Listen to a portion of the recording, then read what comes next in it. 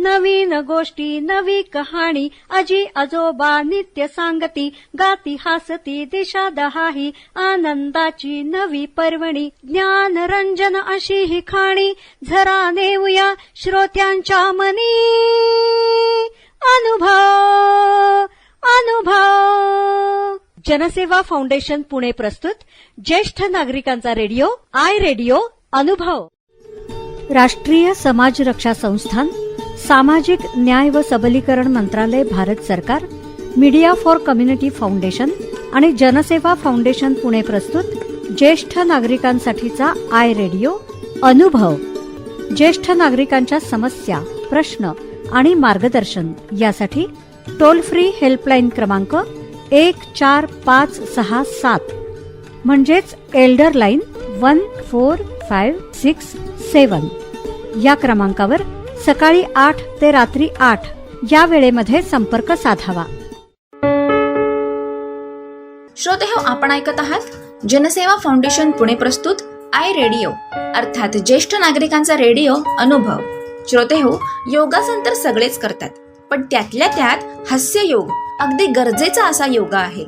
आणि हास्ययोग स्वतः चालू करून त्यात इतर लोकांना सहभागी करून घेणं हे खूप मोठं कौशल्य आहे। आणि समाजाला प्रसन्न करण्याचं कार्य करणं ही सुद्धा एक कला आहे। तर त्यापैकीच एक अनमोल व्यक्तिमत्व आज आपल्या भेटीला आलेलं आहे। तर जाणून घेऊयात नवचैतन्य हास्ययोग परिवार याचे संस्थापक अध्यक्ष विठ्ठल काटे यांनी सादर केलेला हास्ययोग एक जीवनशैली या विषयावर आधारित कार्यक्रम ऐकूयात तर। नमस्कार मंडळी, मी विठ्ठल काटे, संस्थापक अध्यक्ष नवचैतन्य हास्ययोग परिवार। मी पुण्याच्या गव्हर्नमेंट पॉलिटेक्निकमधनं 95 साली रिटायर झालो आणि रिटायर झाल्यानंतर एक मनामध्ये संकल्पना आली की आपण घरी न बसता समाजासाठी काहीतरी कार्य करायचं। हास्य क्लबची कल्पना डोक्यात आली। संभाजी पार्कमध्ये जाऊन उभं राहिलो आणि तिथे एकटाच एका झाडाखाली उभं राहून माझे व्यायाम, मला सेवा दलामध्ये जात असल्यामुळे शारीरिक व्यायाम मला कसे घ्यायचे ते माहिती होतं। आणि मी एका झाडाखाली उभा राहून व्यायाम करायला लागल्यानंतर माझ्या ओळखीचे जे मित्र होते ते माझ्या भोवती येऊन उभे राहिले आणि ते माझ्याबरोबर ते व्यायाम करायला लागले। असं करता गेला 2 आले, 4 आले, 8 आले, 10 आले, 20 आले, असा एक 25-30 जणांचा छानपैकी आमचा ग्रुप जमला। त्यांचे मी शारीरिक व्यायाम घेत होतो, पीटीचे कवायत म्हणतात तसे। आणि त्याच्यानंतर आमच्यातलाच एक जण मुंबईला गेला, काहीतरी कामासाठी व्यापारी होता तो। त्यांनी एक डॉक्टर चौपाटीवरती लोकांना हसवत होते ते त्यांनी पाहिले आणि त्यांनी ते काही प्रकार ते पाहिल्यानंतर पुण्यात आल्यानंतर मला सांगितलं की मुंबईला मी एक डॉक्टर पाहिले, ते लोकांना हसवत होते चौपाटीवरती। मी म्हटलं काय पाहिलं तू, मला दाखव। मग त्याने काही प्रकार मला दाखवले। अरे मी म्हटलं हे प्रकार खूप छान आहे, आपल्या व्यायामाबरोबर ते पण आपण प्रकार सुरुवात करू। म्हणून ते हास्य प्रकार आम्ही आमच्या व्यायामाबरोबर सुरू केले आणि त्याच्यानंतर आम्हाला जसे नवीन नवीन हास्य प्रकार सुचत गेले तसे आमचे हास्याचे प्रकार वाढत गेले। हास्याचे प्रकार जसे वाढत गेले तसे माझ्या भोवती जे जमणाऱ्यांची संख्या पण वाढत गेली आणि माझ्या भोवती 60-70 लोकांना छानपैकी असा ग्रुप जमायला लागला। रोज त्यांचे मी हास्य प्रकार व्यायाम घ्यायला सुरुवात केली आणि त्यानंतर लोकांची संख्या तर वाढत होतीच, पण माझ्या भोवती जे लोक उभं राहिले, जे व्यायाम करत होते, जे हास्य प्रकार करत होते, त्या प्रत्येकाला काही ना काहीतरी मिळालं। कोणाच्या झोपेच्या गोळ्या बंद झाल्या, कोणाची कंबरदुखी थांबली, कोणाची फ्रोझन शोल्डर होतं ते थांबलं, कोणाची मान दुखत होती ते थांबले आणि प्रत्येकाला काही ना काहीतरी मिळालं। असा आमचा हास्य क्लब पहिला संभाजी पार्कमधला 1997 साली सुरू झाला। त्याच वेळेस बऱ्याचशा महिला संभाजी पार्कमध्ये फिरायला येत होत्या, त्या आम्हाला रोज पाहत होत्या। त्यातल्या 4-5 महिला माझ्या समोर आल्या आणि म्हणाल्या, अहो सर तुम्ही खूप छान व्यायाम करतायत, आम्हाला पण सामील करून घ्या ना। तर मी त्यांना म्हटलं तुम्हाला उभं राहायचं असेल तर तुम्ही उभे राहा। त्या 4-5 जणी उभ्या राहिल्या। त्यातमध्ये आपटे रोडच्या कांचनबेन श्रॉफ होत्या, माणिकताई आपटे होत्या, मीराताई रानडे होत्या आणि अशा भगिनी उभ्या राहिल्या आणि लवकर थोडक्याच काळामध्ये महिलांची संख्या आमच्यापेक्षा डबल झाली आणि पुरुष आणि स्त्रिया एकत्र व्यायाम करणारं चित्र पुण्यामध्ये उभं राहिलं। हा हास्य क्लब आमचा इतका पॉप्युलर झाला की त्याची चर्चा व्हायला लागली आणि त्यानंतर अनेक गार्डनमधनं मला लोक बोलवायला लागले। मग त्यानंतर कमला नेहरू पार्कमध्ये मी जाऊन उभा राहिलो, तिथं पण असाच ग्रुप झाला। त्याच्यानंतर पुणे विद्यापीठामध्ये गेलो. विद्यापीठामध्ये लोक कार घेऊन लोक सकाळी फिरायला येतात. तिथल्या लोकांशी मी बोलल्यानंतर हास्य क्लब सुरू करायचा म्हणजे त्यांनी हो म्हटल्यानंतर आम्ही शिवाजी पुतळ्याच्या तिथे हास्य क्लब आमचा सुरू केला. तिथे पण खूप छान आम्हाला रिस्पॉन्स मिळाला. तिथेही 40-50 लोकांचा छान ग्रुप झाला. त्याच्यानंतर चित्ररंजन वाटिका मॉडेल कॉलनीमध्ये तिथला एक ग्रुप आमच्याकडे अप्रोच झाला. म्हणला की मॉडेल कॉलनीमध्ये चित्ररंजन वाटिका गार्डन सुंदर आहे, तिथे हास्य क्लब सुरू करू. तिथेही आमचा हास्य क्लबला खूप छान रिस्पॉन्स मिळाला. आणि असं करता करता पुण्यामधल्या जवळजवळ सर्व बागा संपवल्या. गेले यंदाचं आमचं 25वं वर्ष आहे. 25 वर्षामध्ये हास्य क्लबची चळवळीला पुण्यामध्ये तरी आम्ही छानपैकी त्याला रूप दिलं. पहिल्यांदा जी हास्य चळवळ मुंबईत सुरू झाली त्यावेळेस ज्येष्ठ नागरिक त्याच्यामध्ये सामील झाले.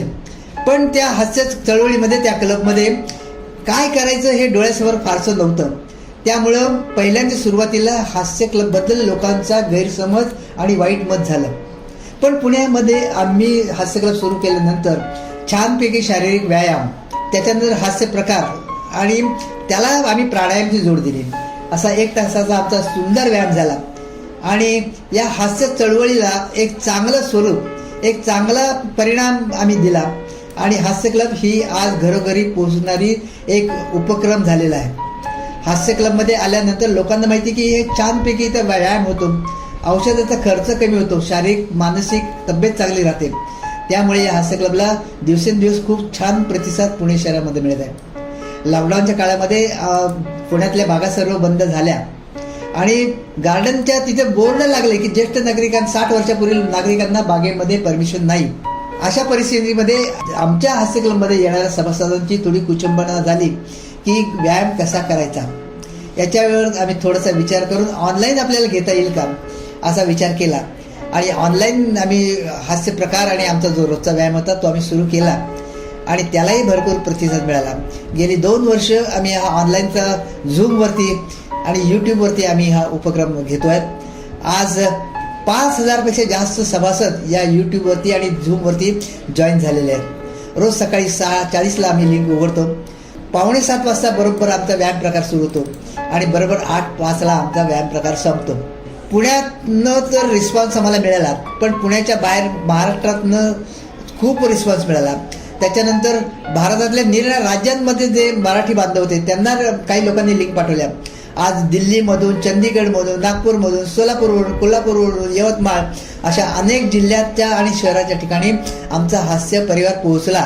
त्यांच्या घरामध्ये हा व्यायाम सुरू करायला लागला आणि त्यांचा एक चांगला फीडबॅक आम्हाला मिळत गेला.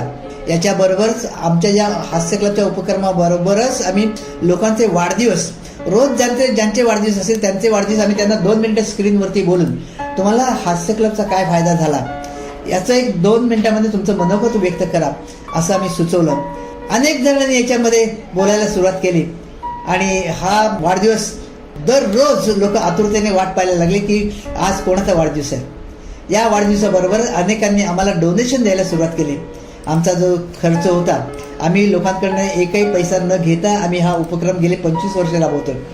पण लोकांच्या सहकार्याने या देणग्या मिळाल्यामुळे आम्हाला हा आमचा झूमचा खर्च आणि हा जो ऑनलाईनचा खर्च तो आम्हाला खर्च करता येऊ शकला. लोकांनी याच्यामध्ये मोठमोठ्या देणग्या देऊन आम्हाला सहकार्य केलं. हे वाढदिवस करताना साचलेले वाढदिवस आम्ही महिन्याच्या शेवटी, महिना अखेरचा शनिवार आम्ही संध्याकाळी 5 ते 7 असा सामुदायिक वाढदिवस सगळ्यांचे साजरे करायला सुरुवात केली आणि त्याच्याबरोबर 1 तासाचा सांस्कृतिक कार्यक्रम सुरुवात केली. त्याच्यामध्ये निरनिराळ्या डॉक्टरांची व्याख्याने आम्ही अरेंज केली, निरनिराळ्या गायकांना बोलून गाण्याचे कार्यक्रम आम्ही साजरे केले. आमचा महिना अखेरचा जो कार्यक्रम असतो तो खूपच लोकांना 4,000 ते 5,000 लोक झूमवरती हा कार्यक्रम पाहतात. पुण्यामध्ये ही हास्य क्लबच्या चळवळीला आम्हाला 25 वर्ष झाली. या 25 वर्षाच्या निमित्ताने या वर्षभर आम्ही अनेक शिबिरे घेणार आहोत, व्याख्यानमाला आयोजित करणार आहोत. एक हास्य योगाचं शिबिर मोठं आम्ही कोळवण जे आहे कोल्ड रोडला ते चिन्मय मिशनमध्ये घेणार आहोत. 2 दिवसाचं एक निवासी शिबिर. त्याच्यामध्ये पुण्यातल्या नव्हे तर अख्ख्या भारतातनं हास्ययोग चळवळीतील सभासद सामील होतील. साधारण 700 ते 800 लोक त्या परिषदेला येणं अपेक्षित आहे. खूप छान या हास्ययोगाच्या चळवळीचा प्रारंभ झाला. त्या चळवळीला अनेक पर्याय आम्हाला चांगल्या कार्यक्रमाचे मिळाले. अनेक शिबिरं आम्ही अरेंज केलेले, अनेक डॉक्टरांची व्याख्यानं आम्ही अरेंज केली. याच्याबद्दल या पुणे शहरामध्ये नव्हे तर संपूर्ण भारतामध्ये निरनिराळ्या राज्यामध्ये हास्य क्लबची चळवळ चांगली फोफावत आहे. आणि हसरा भारत आपल्याला करायचा आहे, गेल्या पुढच्या 20 वर्षामध्ये समर्थ भारत किंवा सशक्त भारत जो होणार आहे त्याच्यामध्ये हास्य क्लब चळवळीचा एक मोठा सहभाग असेल असं मला वाटतं. श्रोते हो, आत्ताच आपण हास्य योगा हा स्वतःपासून चालू करून इतरांनाही त्याच्यात समाविष्ट करून घेणारे एक निराळच व्यक्तिमत्व नवचैतन्य हास्ययोग परिवार याचे संस्थापक अध्यक्ष विठ्ठल काटे यांनी सादर केलेला हास्ययोग एक जीवनशैली हा कार्यक्रम ऐकलात. तर श्रोते हो, अशाच माहितीपूर्ण कार्यक्रमांसाठी ऐकत रहा जनसेवा फाउंडेशन पुणे प्रस्तुत आय रेडिओ, अर्थात ज्येष्ठ नागरिकांचा रेडिओ अनुभव आय रेडिओ.